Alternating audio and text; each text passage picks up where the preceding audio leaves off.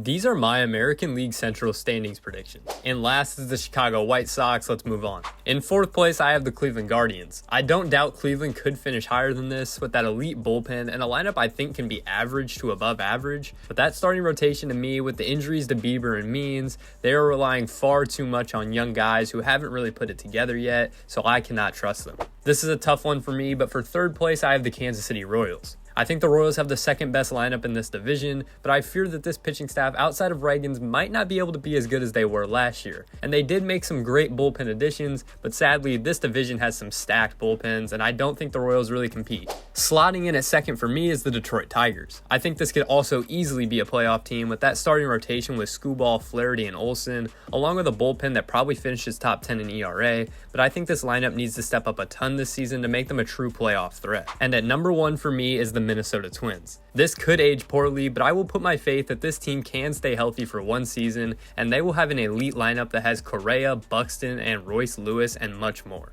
The bullpen I think is easily top 5 in baseball on paper, and the only slight weak spot I see on this team is in the rotation, which I don't see as a weak spot really, because they should easily be an above average staff. Make sure to follow for more baseball content.